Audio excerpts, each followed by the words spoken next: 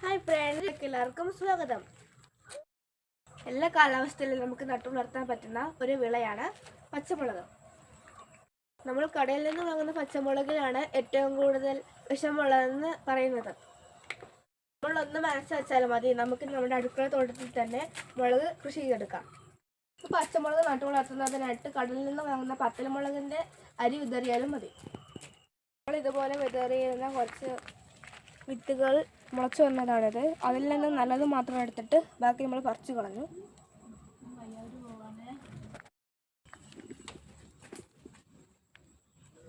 ഇത് കണ്ടു, ഇത് 3 നമ്മളിവിടെ നിർത്തിയിരുന്ന പച്ചക്കറി തൈകൾ.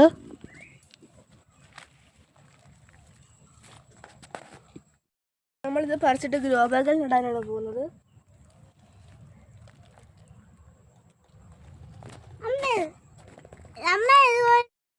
ഇത് 3 വലിപ്പത്തിലാണ് കേട്ടോ ഉള്ളത്.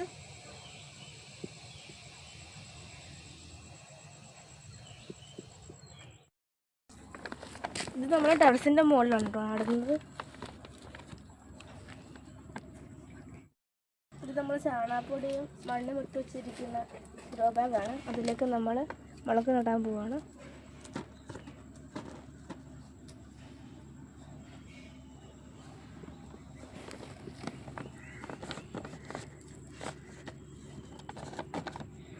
ഇത് നമ്മൾ 2 ദിവസം മുൻപ് പറിച്ച് നട്ടൊരു തൈയാണ്. കഴിഞ്ഞ 2 ദിവസമായിട്ട് കുറേ നന്നായിട്ട് മഴ കിട്ടിയതുകൊണ്ട് എല്ലാം ഉഷാറായിട്ട് നിൽപ്പുണ്ട്.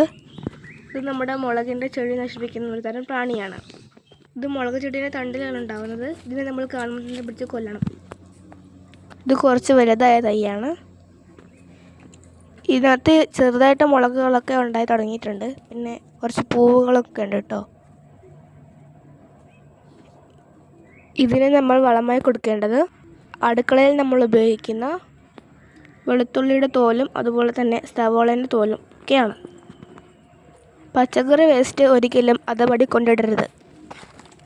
അങ്ങനെ കൊണ്ടിട്ടാൽ ചതിര് വരികയും നമ്മുടെ ചെടികൾ നശിച്ചു പോവുകയും ചെയ്യും. അതുപോലെ തന്നെ ചാരമിട്ട് കൊടുക്കരുത്. ചാരമിട്ട് കൊടുക്കുമ്പോൾ ഇലയൊക്കെ ചുരുണ്ടിരിക്കും.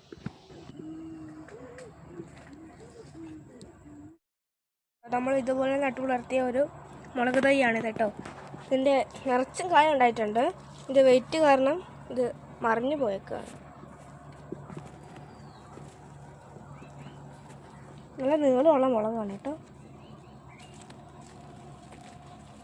ഇതിന് നമ്മൾ തലേ ദിവസത്തെ പുളിച്ച കഞ്ഞിവെള്ളം ആണ് ഒഴിച്ചു കൊടുക്കുന്നത്. അത് നേർപ്പിച്ചാണ് കേട്ടോ ഒഴിച്ചു കൊടുക്കുന്നത്. നമ്മളുടെ ചെടി തൈകളുടെ ചോട്ടിലുണ്ടാവുന്ന കളകൾ നമ്മൾ അപ്പോൾ തന്നെ പറിച്ചു കളയേണ്ടതാണ്. ഇല്ലെങ്കിൽ നമ്മളിടുന്ന വളമൊക്കെ കളകൾ പിടിച്ചുകൊണ്ട് പോകും.